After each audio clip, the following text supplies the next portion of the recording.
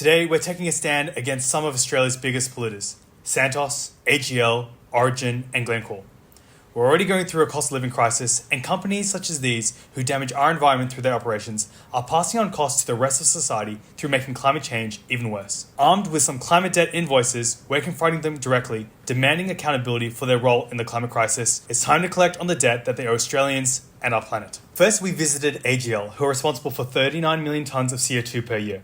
Australia emits approximately 400 million tonnes of CO2 per year, so this means AGL alone is responsible for about 10% of Australia's total emissions. Okay.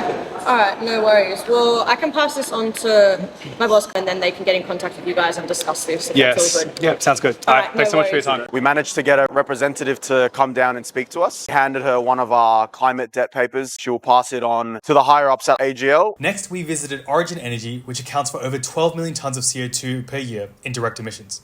Okay, because they wouldn't have anyone that can actually come down, unfortunately. Yep. So, I'll just take this, that's all I can do. They wouldn't have a reception or anything like that. Yeah, but reception, they don't necessarily represent the company in that. So unfortunately, no one from Origin was able to come down and speak with us. So what we're going to be doing is now handing out these invoices to passers-by. Let them know that on level 20 inside this building is Origin Energy, and they're responsible for emitting hundreds of millions of tonnes of CO2 in the atmosphere. Next, we visited Glencore, which are responsible for 5 million tonnes of CO2 per year in Scope 1 direct emissions. Hey, just look at Glencore. They're not expecting anything. Yep. And they've just refused entry today, unfortunately. No worries. We'll be able to just pass on the invoice for them, just for them to consider, and they can reach out to us. That'd be amazing. You could have demand and do it, mate. Yeah, like I said, we can't accept anything, unfortunately. So we just finished up visiting Glencore. Unfortunately, they wouldn't send anyone down. They wouldn't even take the invoice from us, and security escorted us out from the premises. Bit sad we couldn't have a chat today, but we'll definitely be mailing this to you. And lastly, we visited the Santos office. This company accounts for over 7 million tonnes of Scope 1 direct CO2 emissions per year. Hey, morning, mate. We're just here to speak to a representative from Santos. We're from the climate debt collection team. We just want to have a chat about